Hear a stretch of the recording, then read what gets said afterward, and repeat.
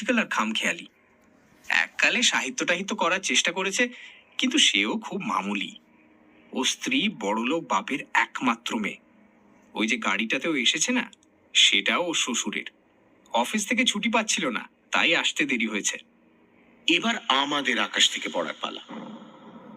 তবে ওর পাখির নেশাটা খাঁটি, ওতে কোনো ফাঁকি নেই। আরেকটা প্রশ্ন আছে। বলুন। সেদিন রাজরাপ্পায় যে গেরুয়াধারীটির সঙ্গে আপনি কথা বলছিলেন, তিনি কি বীরেন্দ্র? হঠাৎ এরকম একটা প্রশ্ন শুনে শঙ্করলাল থতমত খেলেও মনে হলো চট করে সামলে নিলেন। কিন্তু উত্তর যেটা দিলেন সেটা সোজা না। আপনার যা বুদ্ধি মিস্টার মিত্তির, আমার মনে হয় ক্রমে আপনি সবকিছুই জানতে পারবেন। এটা জিজ্ঞেস করার একটা কারণ আছে। যদি তিনি বীরেন হন, তাহলে মহেশবাবুর শেষ ইচ্ছে অনুযায়ী তাকে আমার একটা জিনিস দিতে হবে। আপনি প্রয়োজনে বীরেনের সঙ্গে যোগাযোগ করিয়ে দিতে পারবেন কি? মহেশবাবুর শেষ ইচ্ছা যাতে পূরণ হয়, তার চেষ্টা আমি করব। এটা আমি কথা দিচ্ছি।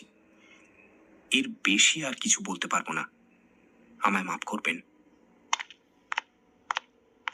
কথাটা বলে শঙ্করলাল যে পথে এসেছিলেন আবার সেই পথ দিয়েই ফিরে গেলেন। আমরা যে হাঁটতে হাঁটতে বেশ অনেকখানি পথ চলে এসেছিলাম সেটা বুঝতেই পারিনি।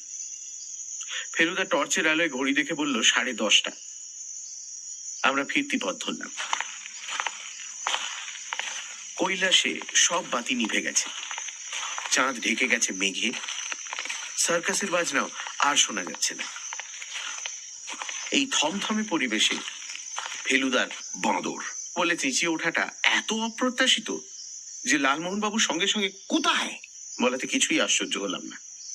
আমি অবশ্যই বুঝেছিলাম যে ফেলুদা মহেশবাবুর ডায়েরির